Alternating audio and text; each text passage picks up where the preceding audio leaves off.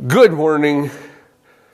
I'm Pastor Phil. We're here in my garage for just a second. I want to talk to you for a moment about communion, but first I want to apologize about how the sound sounded on Sunday.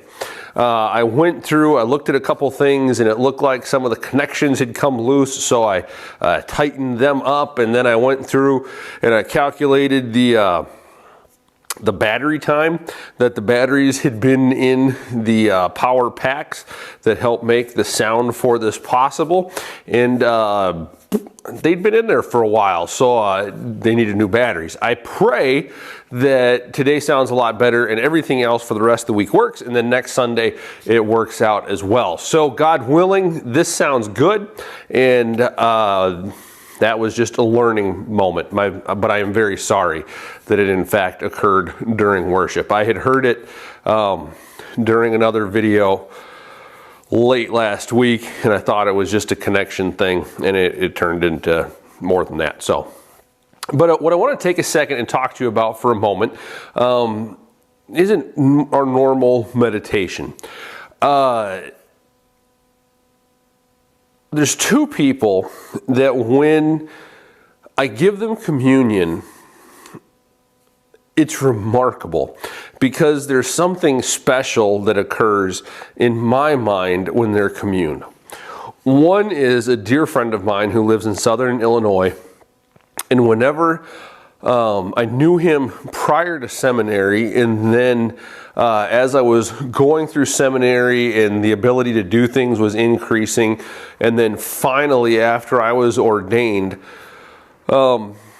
whenever I would assist in communing him, he would always take my hand at the rail, say good morning, and it was, I don't know how to explain it. It was incredibly, it was special, and it was warm, and it was amazing, because the thing is what we talk about being the reality of communion is exactly what was going on there. Was it a really rigid, rigorous kind of ceremonial thing? Not at all. Was it something that maybe other people around, if they were really fixed on kind of that rigid ceremonial kind of communion, would be a little surprised by?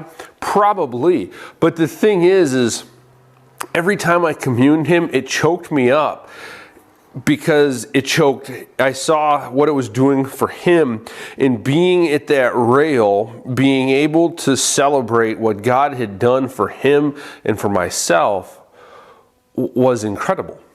It was legitimately that family moment as we come together. Now, at the parishes I serve, I have a lady who, since we've gone to a continuous line because of the COVID stuff and everything going on, we use continuous line communion. And whenever she comes up to me and says, "Good morning, Pastor." And I have to be honest that the first time I heard her say it, it kind of threw me off. That I heard her say something, but I wasn't sure what it was. And then the next time I heard her say it, I actually caught it. And it really is special to me, because when we understand communion as being part of the building of the church, the part of the confession coming together, where we understand that this is the body of Christ moving together, celebrating what Jesus has done, when she comes up and says, "Good morning, Pastor," it really means something. It strikes me as remarkable and extraordinary. It's a faith that isn't just this pretty thing that's put on the wall, but instead it's something that's carried along with her, and it brings me great joy. So what I wanted to take a moment today and contemplate for you as you go into your day is just, what does it look like when you're exercising your faith? Are you like my friend in Southern Illinois that you've got those deep connections with, who when you have the ability to be with them, it really, the Spirit of God resonates?